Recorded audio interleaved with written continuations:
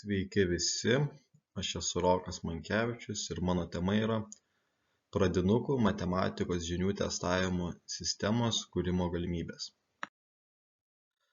Taigi šio darbo tikslas yra išanalizuoti pradinukų matematikos žinių testavimo sistemos kūrimo galimybės ir tikslui pasiekti buvo iškelti 3 uždaviniai, tai yra išanalizuoti pradinių klasių mokinių žinių testavimo ypatumus, apžvelgti jau egzistuojančias pradinukų žinių testavimo sistemas, bei detalizuoti testavimo sistemos skirtos pradinukų matematikos žinioms diagnozuoti kūrimo galimybės.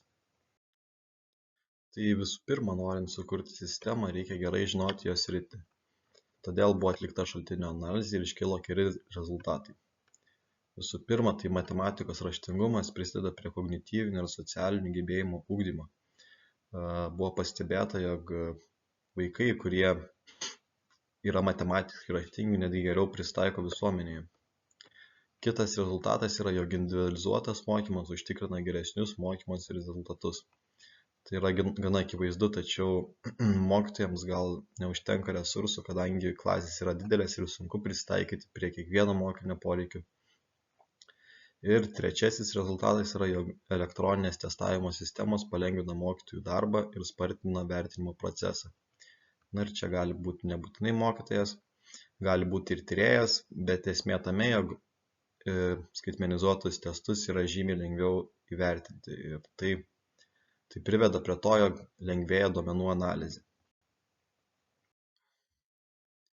Na ir šiai problemai iškyla akivaizdus sprendimas, tai yra sukurti elektroninį testavimo platformą. Jinai turėtų 3 pagrindinės funkcijas, aišku, būtų ir žymiai daugiau mažesnių funkcijų, tačiau pagrindinės būtų automatizuotas atsakymų įvertinimas, kaip ir prieš tai minėjau, tai palengvintų ar tai tyrėjo, ar mokytojo darbą. Taip pat jai reikia duomenų eksportavimo ir rezultatų analizės. Tai būtų galimybė parsisiųsti visus įvertintus testus, o gal netgi ir pati sistema galėtų tuos rezultatus išanalizuoti bei pateikti kažkokį tai sprendimą visai mokinių grupiai. Ir trečias, bene pagrindinis dalykas yra testų skaitmeninimas, tai yra paprasčiausiai testus, kuriuos mokiniai dabar atlieka ant popieriaus lapo, suskaitmenizuoti. Ta turėtų daryti sistemos administratorius ir šis testų skaitmeninimas taip pat mums ir leidžia automatizuoti atsakymų įvertinimą. Na ir atlikus darbą buvo iškeltos 3 išvados. Tai pirmoji yra, jog šiuo metu egzistuojančio sprendimo nėra ir mes čia nekalbame apie Moodle, Kahoot, Quiz ar Google Forms bei daugelį kitų platformų, kur galima atlikti testavimą, nes jos netitinka reikalavimų. Yra poreikis sistemos, kurią būtų galima integruoti dideliu mastu decentralizuotai be prisirišimo prie mokymo įstaigos resursų, bei taip pat būtų galima importuoti visus rezultatus, visus testų duomenis. Antroji išvada yra, jog automatizavimas mažina darbo krūvį, ar mokytojui, ar tyrėjui, nesvarbu. Yra svarbu, jog žmogus bando surinkti kuo daugiau duomenų ir tam reikalingas automatizavimas. Bei trečioji išvada yra, jog duomenų analizė sudarytų sąlygas mokymo proceso tobulinimui.